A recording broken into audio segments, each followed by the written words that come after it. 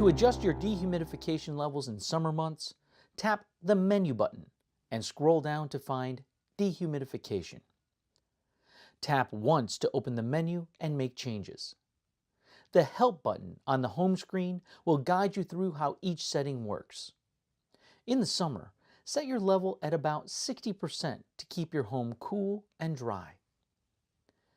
Maintaining this level will depend on the outside temperature and humidity levels, as well as the age, structure, and insulation of your home. And you're set. Tap the box marked Done and then Home to return to the home screen. Your home's current humidity level is noted on the screen right here. For tips on keeping your home comfortable, visit our website anytime.